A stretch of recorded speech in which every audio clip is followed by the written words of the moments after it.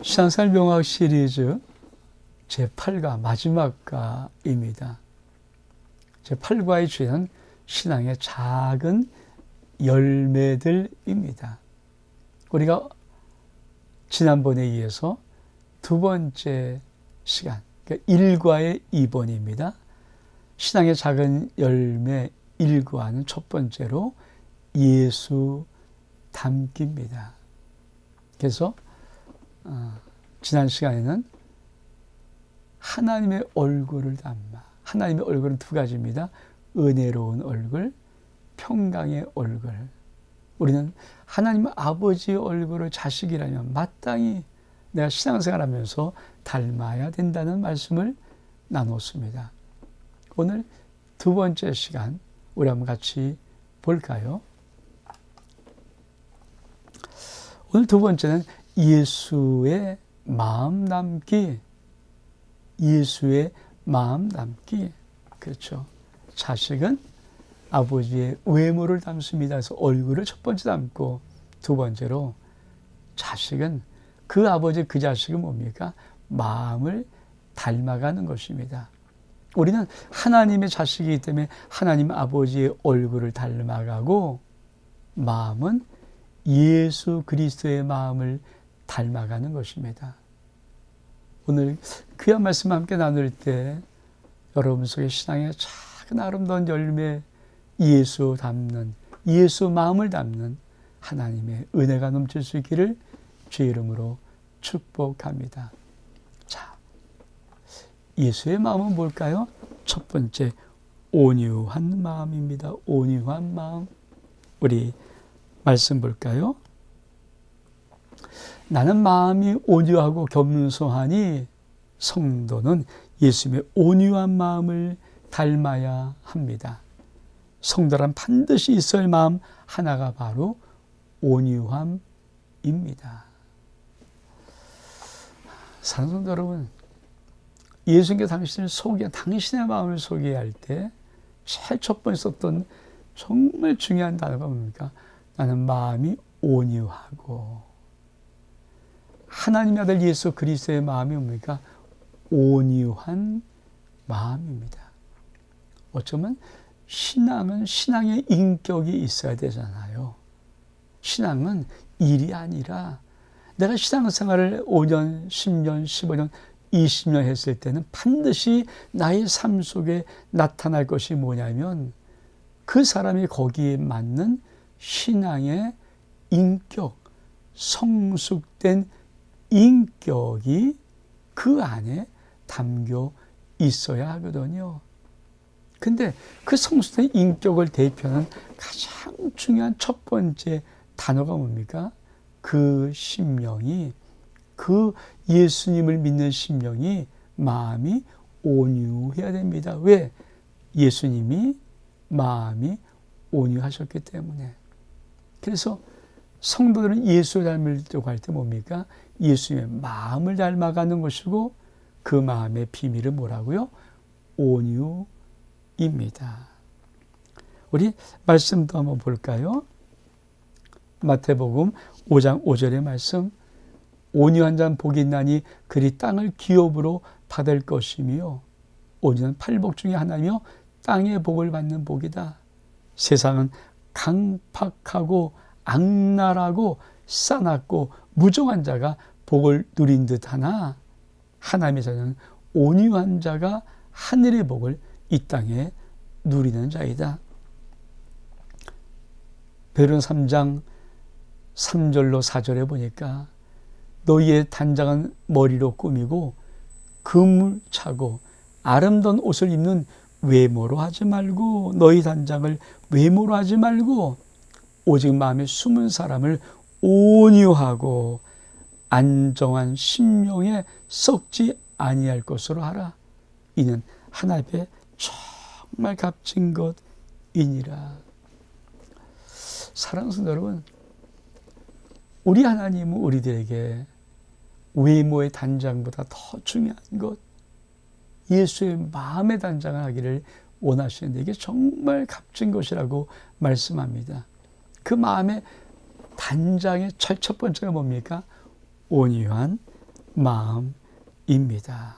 참 중요한 온유한 마음.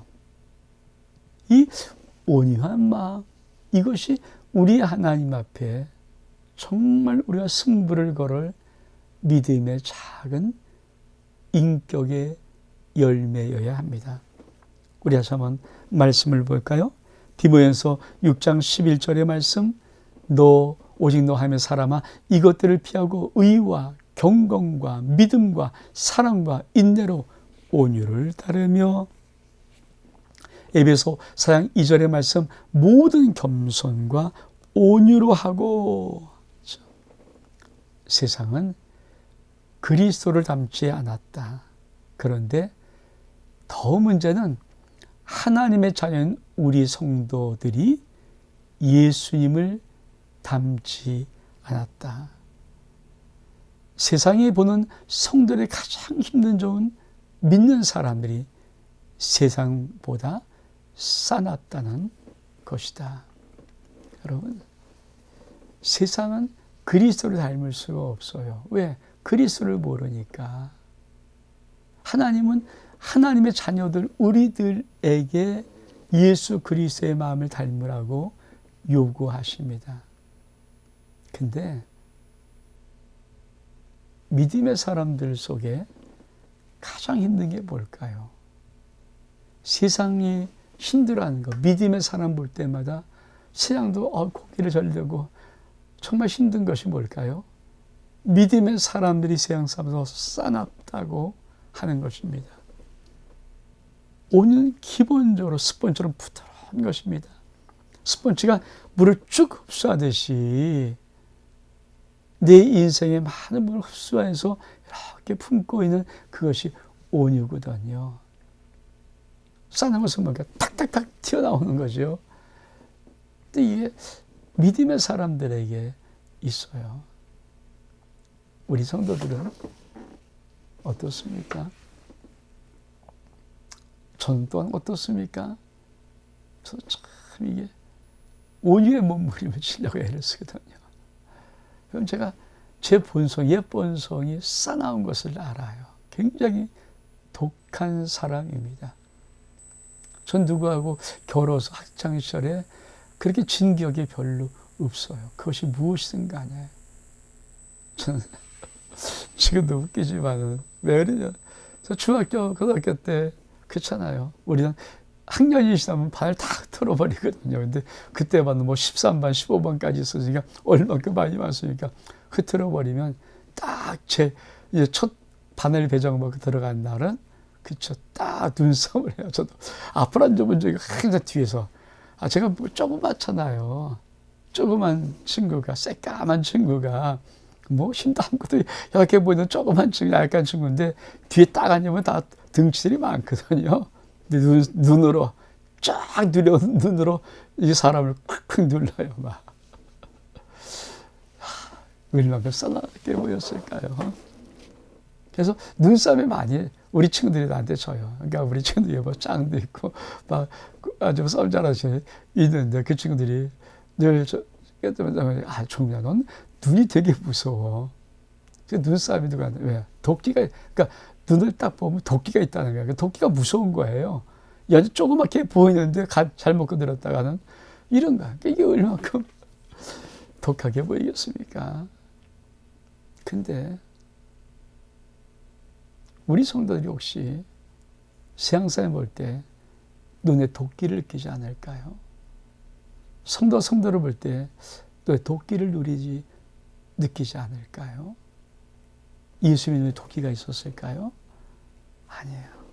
그래서 참 중요한 것은 신앙생활할 때 정말 우리가 꼭 알아야 할 중요한 것은 내 신앙의 열매 속에 예수의 마음인 온유의 마음이 열매로 나타나고 있는가? 내가 사람들에게 온유한 자로 평가를 받는가? 아니면 도끼가 있는 자로 평가를 받는가? 이 체크를 반드시 해야 됩니다. 우리 다시 한번 볼까요? 신앙생활을 한 말수록 우리는 예수님을 닮아 온유해져야 한다. 온유의 반대가 뭡니까? 화예요, 화. 온유는 원어로 히브리 말로 아나바. 그렇죠? 이것은 뭡니까? 자기를 낮추다, 환난당하다, 낮아지다.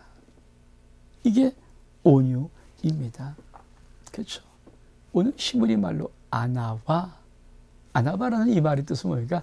자기를 낮추는 거예요. 그래서 우리 지금은 하나님의 영광의 보좌와 동등된 자임에도 불구하고 그걸 누리지 아니하고 이 땅에 가장 낮은 인카네이션, 가장 낮아짐으로 내려오셨거든요. 종의 형체 가진 가장 낮아짐으로 오셔서 그 종을 섬겼던 우리 주님 마음, 그거를 온유하다는 것입니다. 그럼 구약의 하나님은 어떤 사람을 찾고 있었을까요? 지금도 이 사람 찾고 있거든요. 구약 하나님은 하나님의 사람이 찾던 중 가장 중요한 인격이 온유다. 그래서 이 사람 모세는 온유함이 지면의 모든 사람보다 더하더라. 왜 이 온유가 중요할까요? 온유함이 중요한 이유는 사람을 회복시키고 세우는 인격이 온유이기 때문에. 갈라디아 6장 1절의 말씀, 형제들아 사람이 만일 무슨 범죄한 일이 드러나거든 너희는 신령은 온유한 심령으로 그런 자를 바로잡고 너 자신도 살펴봐야 너도 시험받게 돼요. 여러분, 온유한 심령만이 사람의 인격을 회복시키고 사람을 회복시키고 인격을 세워줄 수 있습니다. 그러니까 교회 속에 온유한 자가 없으면 잘못된 자를, 그릇된 자를 하나님의 은혜 가운데 바로 세울 수 있는 법이 없습니다. 왜? 하나님께서 반드시 어떤 형제가 잘못된 것이 있을 때는 어떤 사람이 나서야 됩니까? 온유한 심령을 가진 사람이 그런 자를 바로잡으라고. 다시 한번 볼까요? 여러분, 형제들아 사람이 만일 무슨 범죄한 일이 드러나거든, 자, 범죄한 일이 생겼습니다. 신령한 너희는 온유한 심령으로 그런 자를 바로잡고, 온유한 심령으로 그런 자를 바로잡고, 이겁니다. 그러니까 온유하지 않은 자가 사람을 정죄할 수 있고 징계할 수 있고 잘라버릴 수 있을지 몰라도 사람을 살리고 세울 수는 없습니다. 하나님이 자르기를 원하실까요? 징계를 원하실까요? 아니에요.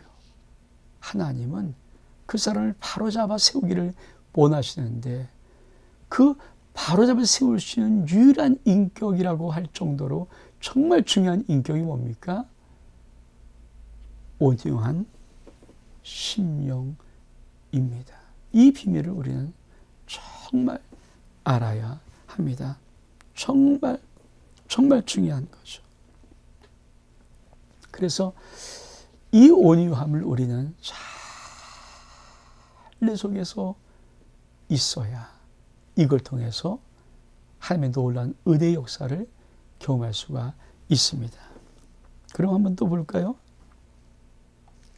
온유함을 점검하라. 나는 얼만큼 온유한가? 우리 한번 볼까요? 사람들이 나의 온유함과 조용함을 칭찬하는가? 아니면 나의 분노에 반발하는가? 저 교회 속에 리더들이 있지 않습니까? 우리 교회 보면 장로님들도 앞장선 권사님들 리더들이잖아요. 이 리더들이 가질 가장 중요한 신앙의 열매의 덕목이 뭘까요? 온유함이에요. 온유함. 그 온유한 사람들이 리더로 교회 속에 있는가가 정말 교회가 영광스러운 교회로 세워지는 가장 중요한 기둥 역할하는 것입니다. 사실 교회 장로님들, 이 직분자들은 성전의 기둥이잖아요. 기둥. 근데 기둥이 세워질 때 이 기둥은 어떤 제목으로 세워지냐면 온유함이란 제목으로 그 교회를 기둥 세워놔야, 그렇잖아요. 그래야 그 기둥을 통하여서 사람들이 들어올 수 있는 거예요. 리더가 온유하지 못하면요, 성도는 다 밖으로 빠져나가고 들어온 자도 밖으로 나가게 되어 있습니다. 우리 장로님들은 우리 성도들에게 솔직히 어떤 평가를 받고 있는가? 저분 참 온유하시다. 부드럽다. 정말 아버지 같다. 참 다정한 품이다. 이게 최고의 우리 장로님들이 성도들에게 받아야 할, 인정받아야 할 아주 중요한 부분입니다. 아니면 저분은 싸납다. 야, 왜 이렇게 분을 잘 내? 왜 이렇게 화를 내? 왜 저래? 이렇게 평가를 받는다면 죄송한 얘기지만 정말 그 평가받으면요, 굉장히 치명적인 아픔을 갖다 줍니다. 그건 교회 기둥의 역할을 감당할 수 없는 것이거든요. 여러분이 기억할지 모르지만 제가 아주 오래전에 아마 그때 우리 권사님들을 세울 때는 전 참 올라오는 그 입구에다가 계속 붙여놓은 게 그런 거거든요. 어머니 같은 막 이런 걸 참 누구누구 권사 요원에 우리 이제 공동회 회의를 할 때 전 그걸 다 해봤거든요. 온유하기를 바라고. 그래서 여러분, 정말 여러분들 우리 모두가 온유한 심령이 없어요. 왜냐면 훈련받은 심령이거든요. 저도 온유함이 없어요. 저 굉장히 독한 자고 굉장히 화가 많은 자고, 그래서 이걸 누르게 근데 가끔 한 번씩 튀어나올 때도 제가 놀래고 막, 저는 이거 죽이려고 정말 하나님 앞에 처절하게 매일매일 무릎 꿇거든요. 정말 몸부림칩니다. 낙천적인 심령 온유하지 않아요. 인간은 건드리면 다 으르렁거리죠. 그렇죠?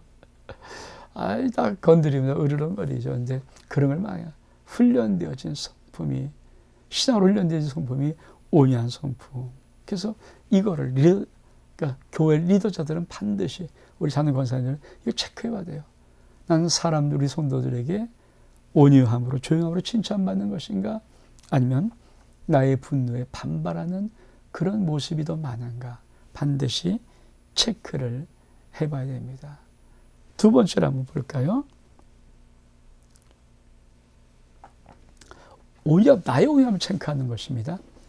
사람들이 내가 도와주려고 하는 충고나 조언에 저항하는가?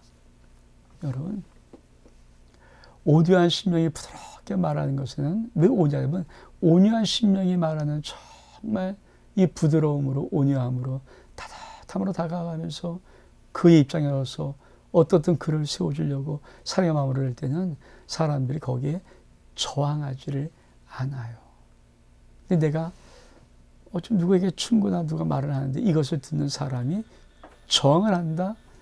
그것은 내가 아직은 온유함의 열매를 맺지 못하다는 거예요.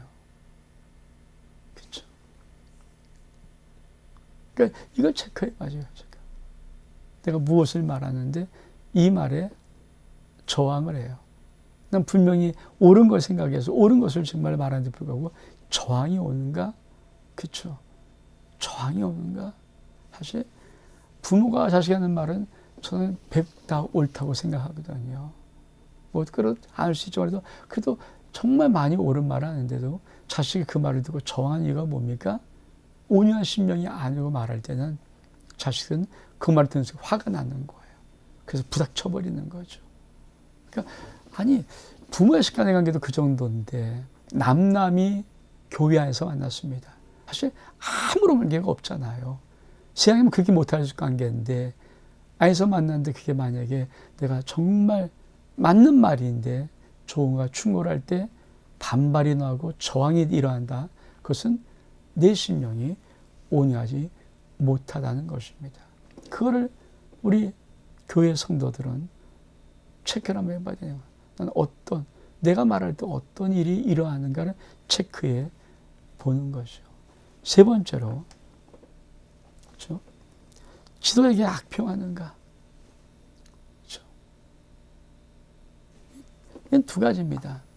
그렇죠? 여러분, 모세가 죄를 범했을 때 무슨 죄를 범했습니까? 이디오피아의 여자를 아내로 맞이했잖아요. 근데 인종이 다른 거거든요.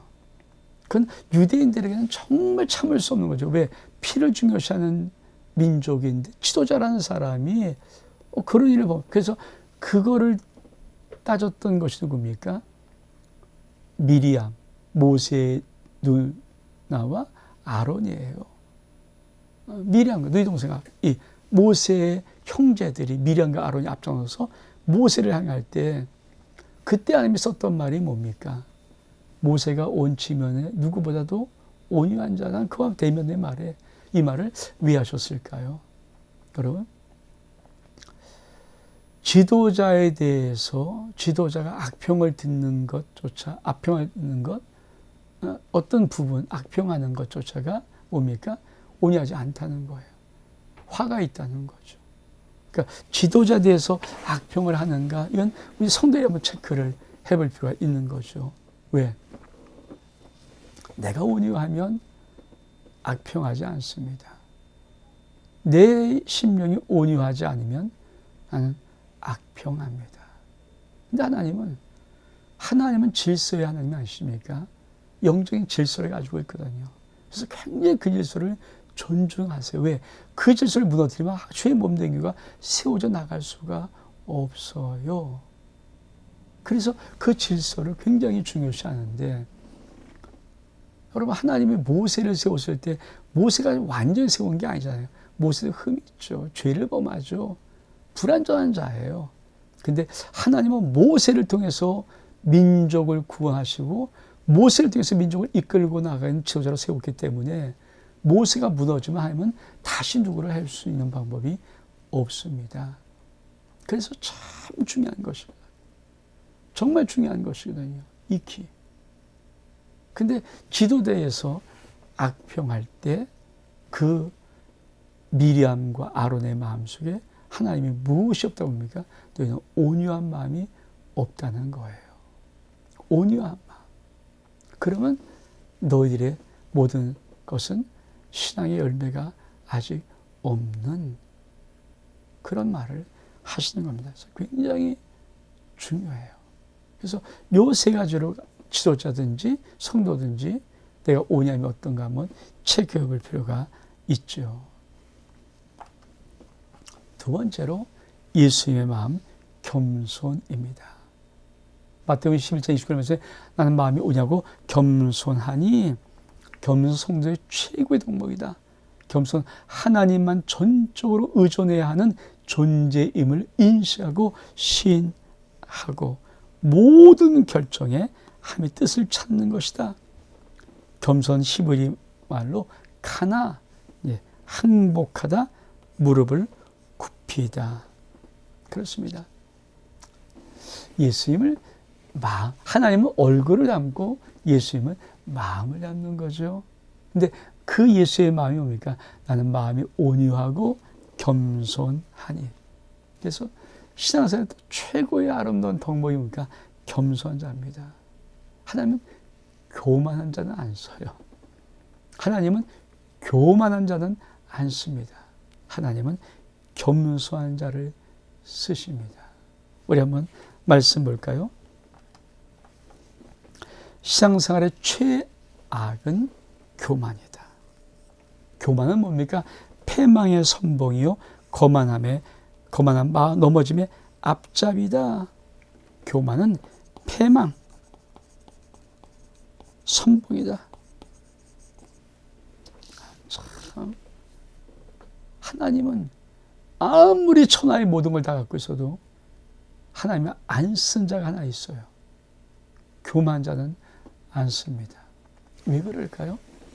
영적인 하나님의 세계 속에서, 창세전에 영적인 하나님의 세계 속에서 이 루시엘 천사, 완전하게 지음받은 이 찬양하는 천사장이 그만 마음이 교만했거든요. 내가 하나님과 비길이라는 순간에 그냥 타락해서 사단이 되고 말았습니다. 사단이 뭡니까? 교만이에요. 여러분, 사단이 정말 갖고 독을 갖고 오니까 너 하나님처럼 돼. 이게 뭔가 네가 선한 결정권 네가 가질 수 있어. 아닙니다. 선한 결정은 하나님만이 하시는 거예요. 누가 옳다 그러다 내 심판의 모든 결정은 하나님만이 갖고 있는 것입니다. 구원의 결정도 하나님만 하시고 선악의 심판의 결정도 하나님만이 하시는 것입니다. 인간은 이 교만함에서 물러나야 됩니다. 겸손해야 돼요. 그래서 주님은 나는 마음이 온유하고 겸손하다라고 말씀한, 우리 중에 뭡니까? 아버지께서 말씀하신 그 말씀을 내가 그대로 한다. 아버지 하나님 모든 일을 보지 않고 나는 하는 일이 아무것도 없다. 이게 뭡니까? 겸손 그 자체. 아버지 일을 그대로 닮아가고 아버지 하고 싶은 말, 아버지 하나님의 뜻, 아버지 하나님의 모든 걸 그대로 이루고 싶었던 그 온전한 마음, 내 뜻이 아니라 하나님의 뜻만 이루고 싶은 그 마음을 우리 하나님은 겸손이라고 하는 거예요. 그렇습니다. 교회는 주님의 뜻만 이루어져야 되죠. 원종민 목사의 뜻도 중요한 거 아니고, 우리 장로님의 뜻도 중요한 것이 아니고, 우리 권사님의 뜻들이 중요한 것이 아니고, 그 누구의 뜻도 중요한 것이 아니라 이 교회는 하나님의 뜻만 중요하죠. 그 뜻만 분별하고 그 뜻만 이루어 나가려고 애를 쓰는 거죠. 그렇죠? 종종 이제 그런 말을 참 많이 들어요. 우리 자매들도 힘들어하는 부분인데, 그게 뭐냐면은 제가 말하지 않거든요. 어떤 일을 할 때나 막 해버려. 그러니까 우리한테 참 그게 힘들어 하신다고 종종 제게 말을 해요. 좀 알려달라고. 근데 제가 왜 말하지 않고 하냐면요, 제가 기도하는 목사니까, 기도하니까 정말 부끄러움 없이 기도하니까, 제가 하나님을 사랑하고 하나님의 뜻을 위해서 기도하니까. 그래서 어떤 것은 내가 하나님의 뜻을 수행할 때 만약에 의견을 제시하라고, 의견을 물어본다면, 여러분, 나는 하고 싶다. 의장들이 난 안 하고 싶다 그러면 의견이 되어지는 순간에 뭡니까? 내가 그걸 해버리는 순간에 하기를 원치 않았던 사람들은 마음이 상하는 거예요. 뭐지 않습니까? 뜻을 안 하고 싶은데 목사님이 해보려고. 당연하죠. 전화이겨도 마찬가지죠. 그런 것들이 싫은 거예요. 왜? 아버지 뜻이 내가 모르면 그쪽이고, 그 아버지 뜻 상관없는 것을 물어보겠는데, 때로 목회를 하다 보면 어떤 목회는요, 그냥 담임 목사가 결정해야 돼. 왜? 영적인 세계니까. 여러분, 우리 많은 사람들이 아무리 있다는데, 저는 24시간 주님을 위해 생각하려고 애를 쓰는 사람이에요. 이 길이 제 전문이고, 우리 모든 성도들은 다 자기 직장이 있잖아요. 생활이 있고, 그 주를 위해 생각하는 생각, 그 생각이 많겠지만, 그 얼만큼, 저는 그렇잖아요. 24시간 이 생각 속에 있는 저와 그거를 하나님 앞에 내가 기도 안 한다면 부끄러움이 있으니까 무게였지만, 어떤 것들은 그래서 그렇게 하고 싶은 거예요. 제가 교만해서 하는 게 아니라 의견을 물어봤을 때 그 의견에 다른 의견이 나오면은 저도 마음이 힘들고, 또 그 의견을 내가 그냥 해버리면은 성도들도 마음도 힘들고, 이런 여러 가지 것들 때문에 때로는 그냥 실행하는 거거든요. 절대 제 마음 속에는 아버지 뜻이 우선이에요. 하나님의 뜻. 저는 그래요. 제가 지금 정말 많이 얘기했던 것이, 나 우리 정말 다 찬송해도 하나님의 뜻이 아니라 그러면 안 할 거고요. 그건 정말 죽어도 안 할 거고요. 우리 성이 다 반대해도 하나님의 뜻이 정말 해라 그러면 전 죽어도 합니다. 왜? 그렇게 안 하면 죄종이 아니죠. 인간에서 살피면, 사람의 비율을 맞추면 그 죄종이 아니거든요. 그런 마음이 제 마음속에 있어요. 교만한 것이 아니고. 그리고 저는 그 하나님의 마음을 자꾸 물어보고, 그래서 제가 우리 자녀들이 그래도 감사한 것은, 제가 그렇게 하면도 참 많이 힘드실 텐데도 불구하고, 그렇죠? 그래도 많이 감사하게 정말 목회를 믿어주는 우리 자녀들이 감사하지만 제 마음이 그렇다는 거예요. 그러니까 우리 아름다운 교회는 사람의 뜻으로 이루어지는 교회가 아니라 하나님의 뜻만 이루어지는 거룩한 영광스러운 교회 되기를 원합니다. 이게 우리 속에 있어야 돼. 겸손 뭡니까? 주의 뜻을 이루는 거예요. 주의 뜻. 내 뜻이 아니라 주의 뜻을 이루는 이 겸손함이 우리 가운데 있어야 합니다. 자, 그러면 또 말씀 볼까요? 겸손의 보상은 재물과 영광과 생명이다. 잠언서 22장 4절의 말씀, 겸손과 여호와를 경외함의 보상은 재물과 영광과 생명이니라. 겸손, 나 중심이 아니라 하나님과 다른 사람 중심으로 살아가는 것이다. 하나님은 미인들은 모두 약한 사람이었습니다. 그러나 그들은 하나님께서 자기들과 함께 계심을 믿었기에 큰일 했습니다. 허드슨 테일러 선교사의 이야기입니다. 그래서 주 앞에서 낮추라, 그 너희를 높이시리라. 그러면 하나님이 능하신 손에 겸손하라, 때가 되면 너희를 높이실 것이다. 꼭 기억하십시오. 은혜를 많이 받은 사람일수록 자기를 낮춥니다. 그렇죠. 은혜를 많이 받은 사람일수록 자기를 낮춥니다. 우리 사람에서도 중요하지만 하나님 앞에 일단 겸손합시다. 저도 내 뜻을 관철하려고 절대 목회하지 않으려고 몸부림칩니다. 혹시 그런 것이 있을 수 있다면 주님이 깨우쳐 주세요. 그 민감하게 주님 앞에 반응하고 싶은 것이 제 영적인 하나님의 갈망입니다. 우리 성도님들 꼭 우리 다짐합시다. 내 뜻을 관철하는 것이 교회가 아니라 우리는 기도하면서 주의 뜻을 이 땅에 실현시키는 장소가 바로 교회입니다.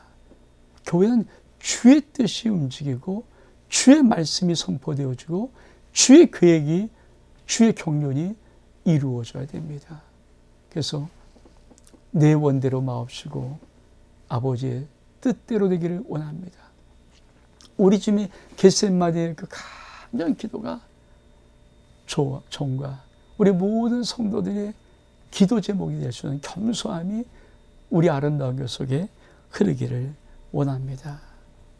그러면 겸손의 성품을 갖는 길 우리 한번 볼까요? 자, 도대체 겸손의 성품은 어떤 비밀을 갖고 있는가? 첫 번째로 비판을 달게 듣는다. 우리 저주한 자를 축복한다. 하찮은 일을 기쁘게 자원한다. 감사를 표현한다. 자기 이야기가 아닌 남의 이야기를 잘 듣는다. 무릎 꿇고 기도한다. 최종 결정은 오직 하나님. 잘못한 일에 용서를 구한다. 남을 칭찬하고 높인다. 희생적으로 기부한다. 하나님의 은혜를 간증한다. 받은 칭찬을 남에게 돌린다. 섬기는 자가 된다. 그렇습니다.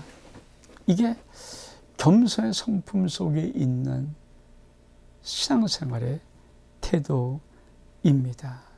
그래서 정말 우리의 신앙생활이 성도 여러분 예수님의 마음을 닮아가는 이 작은 열매들이 맺혀져야 됩니다.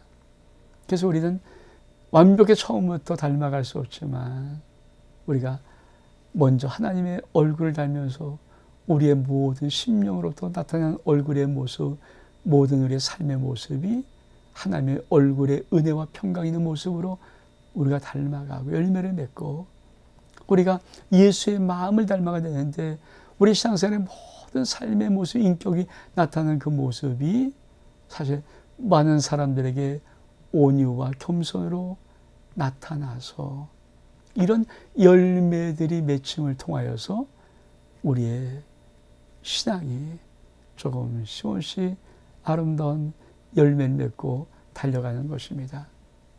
우리 신앙생활 명확 시리즈 8과 1과의 두 번째입니다. 세 번째까지 될 것 같아요. 다음 하중에 1과의 두 번째 우리가 신앙의 작은 열매 예수 닮기 오늘 1과의 두 번째 시간 예수님의 마음을 닮아라.